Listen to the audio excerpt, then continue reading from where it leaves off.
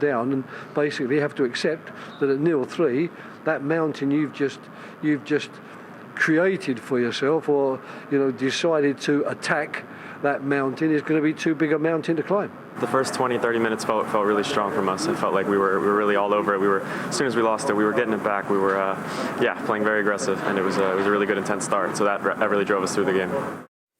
I think it's safe to say Crystal Palace gave themselves a mountain to climb.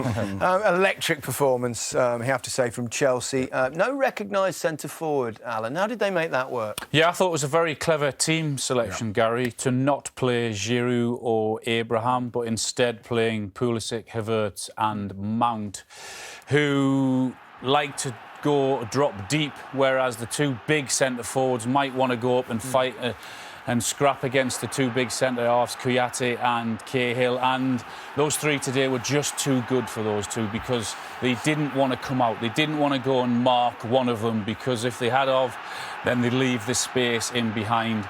And that caused them problems, and they created chance after chance. That should have been in the back of the net from Pulisic, but they keep the ball alive. And then again, the same space, and Havertz, who played very well today, scored one, had an assist, probably should have scored another couple of goals. But as I said, it was a constant, and a defender just didn't want to come out and close them down. Pulisic gets his first goal there.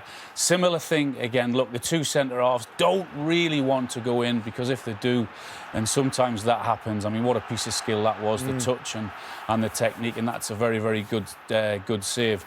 It was Mount's turn this time to find the space, because he was clever in everything he did as well, and that's a very, very good save again from Guaita. Second half, it didn't change.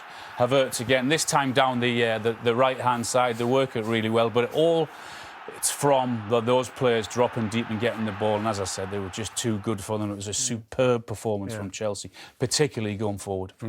Roy Hodgson said the same thing. They were just too good for them, really, weren't they? Yeah, but I did think that there was going to be more from Palace, defensively poor. What could they have done more?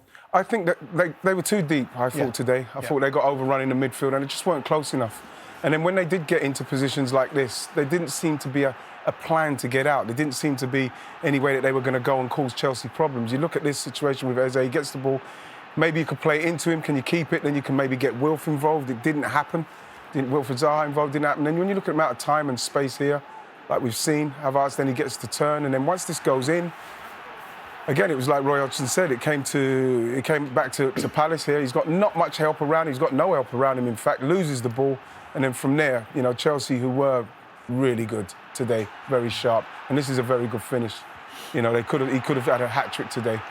When they did get an opportunity to play out, again, you'd think, OK, what they're doing, where they're going with it, is this going to go down the line?